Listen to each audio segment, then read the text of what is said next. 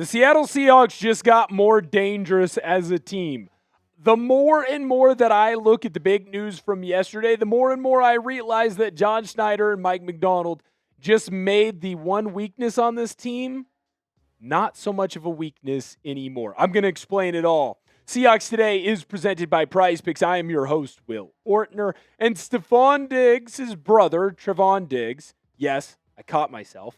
Trevon Diggs is going to, in my belief, make this team a lot better. And I love the move that the Seahawks made by going and signing him.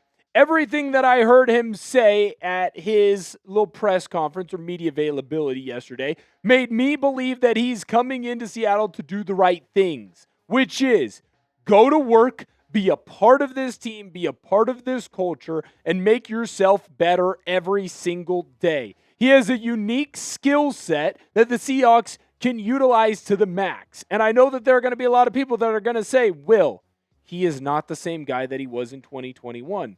That's fine. You know what they were saying about DeMarcus Lawrence when he signed with Seattle? Well, he's not the same guy that he was 4 years ago. And then he was freaking awesome last year. They said the same thing about Leonard Williams. Oh, he's going to go on the downward end of his career now. He's never been better. Best defensive tackle in the National Football League. Mike Macdonald knows how to get the most out of his players. Aiden Dirty knows that there's more to Trevon Diggs and that he's going to be able to be a really good player in Seattle. That's why they went to John Schneider and said, hey, this is a move that we could and should make. And that certainly is something that I'm excited to see.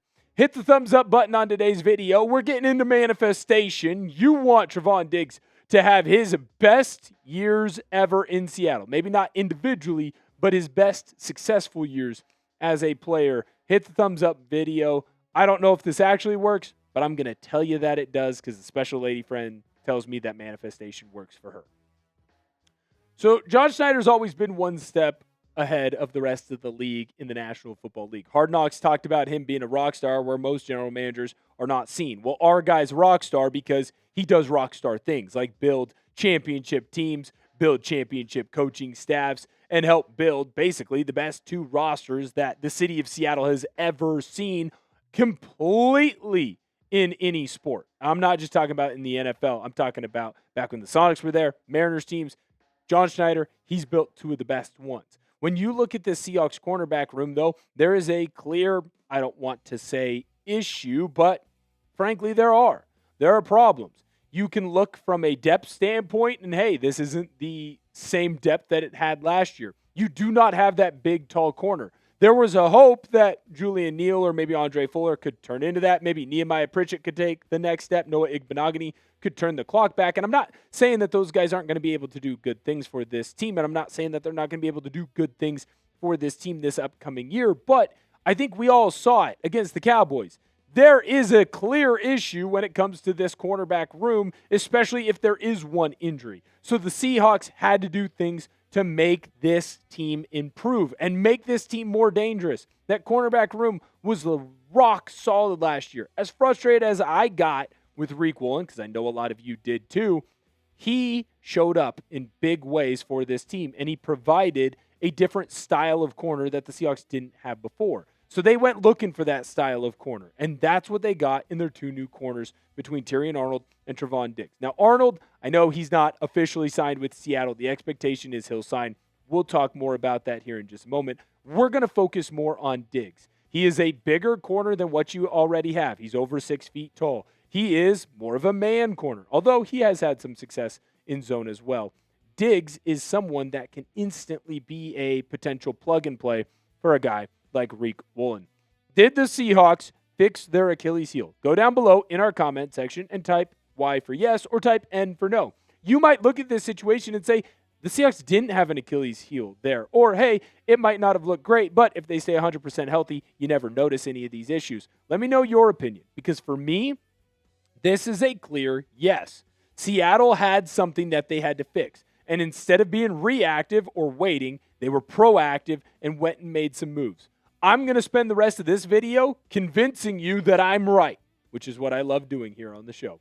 But first, I need to let you know that today's show is made possible by Prize Picks. Prize Picks is America's #1 sports picks app and is the best place to win cash while watching sports. With the football season right around the corner, there's no better time to cash in with our friends at PrizePicks. And I'll tell you this, the app is really easy to use. For player picks, just pick more or less on a few players' stats and lock in your lineup. That's it. PrizePicks is available in most states, including California, Texas, and Florida.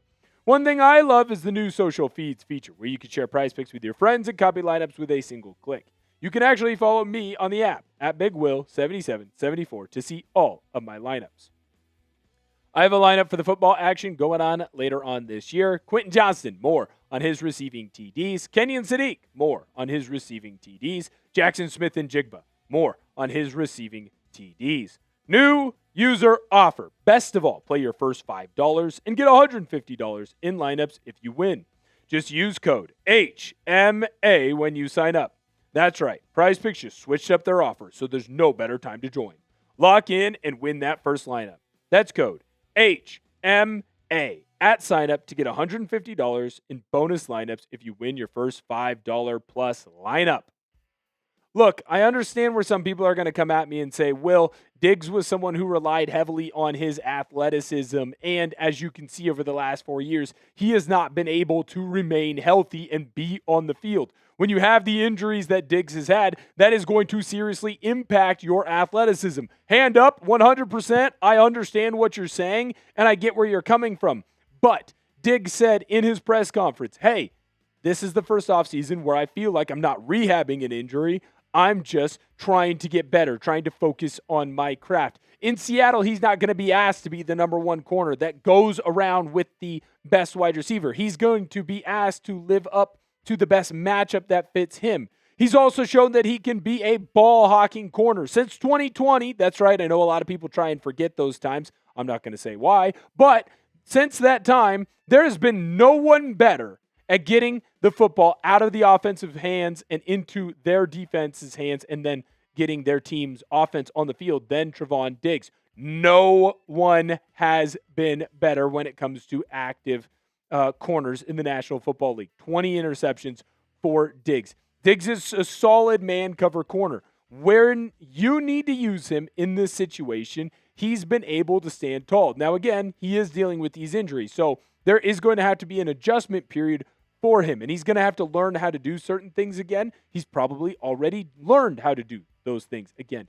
Aiden Dirty, saw him in Dallas when he was coaching with the Cowboys. He knows how to get the most out of Diggs. You're not exactly looking for him to be a complete replacement of Riq Woolen, right? That's not fair. Riq Woolen might be the freakiest athlete that we've seen in a very long time. He's 6'4", yet he runs like a gazelle.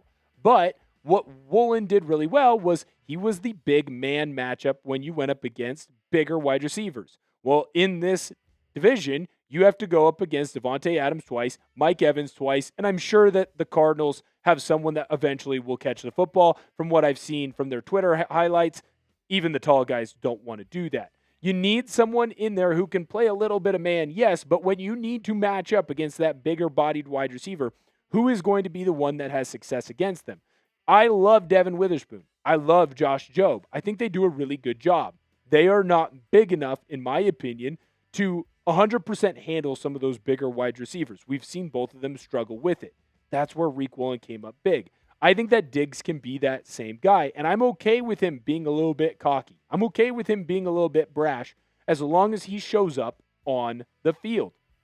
Mike Macdonald might have found his new third corner, and here's the best thing about Mike Macdonald is that he is great at understanding how to use his guys or developing, crafting, molding a defense around his personnel groupings. If he looks at Diggs and he says, hey, this is where we can use him this week as a man guy. Next week, we're going to use him more as a zone guy. He's going to be great in the flats against this team. Against this team, he's going to be great in the deep third. There are a bunch of different ways that Macdonald's going to be able to use him. Macdonald is a genius. Get him talent and then let him decide how he's going to use that player. And if Diggs does not perform, well, then guess what? He's gone. I think he is going to perform, though. You had to get better at that spot. Yes, I'm looking at this glass half full. Frankly, I might be looking at this glass overfloweth, right? I might be a little bit too bought in on that. But that's okay because I love the Seahawks. I trust my head coach to get the job done. And most importantly, I do believe that we could turn back the clock a little bit on Diggs. Hit that subscribe button. Don't miss any of the content that we have here on the channel. We told you that the Seahawks were working out Trevon Diggs. We told you that they were probably going to sign him. Then we told you that they did sign him. Now I'm telling you why it's a great deal that they signed him. That's why you subscribe. You're going to get content like this every single day. Let's talk about Terrion Arnold next, because this is a little bit of a different situation. Arnold is someone who could have done that same exact thing, that same role that Diggs is fulfilling right now. Bigger-bodied corner, does good in man, although I will say that Arnold is a bit grabby. That's something he'd have to work on. I think the Seahawks are now adopting a more long-term strategy here with Terrion Arnold. And for the Seahawks, it is them playing the long game and hoping that things fall in their favor.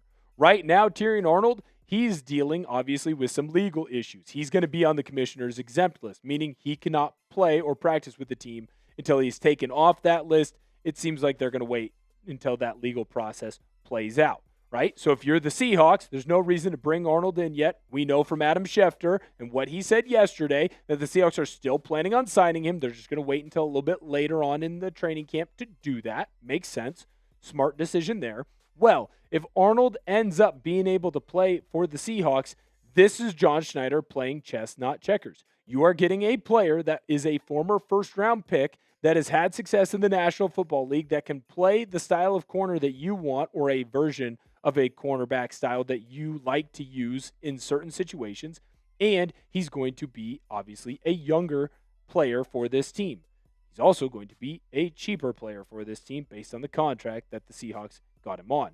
John Schneider is looking at this and figuring out short-term fixes while also figuring out potential long-term fixes for Seattle. This is a huge development and a very good thing for this team. John Schneider is always chasing those edges. He's always looking for the next thing, and that is why the Seahawks have been so successful. Thank you guys so much for viewing today's video. I hope that you have come around to my side if you were not previously with me, and if you already were previously with me, then I hope that I further cemented why this was a good move by the Seahawks. Hit the thumbs up button if you agree with me. Subscribe to the channel. Don't miss your opportunity to have Seahawks videos coming to you every single day. By the way, we're closing in on 89,000 subscribers. Thank you to everyone who's hit that sub button. Can't wait to see you guys later on today. We'll have our live show. You do not want to miss out on that. Come hang with me and producer Tom. As always, I love signing off the same way. Go tell someone that you love them.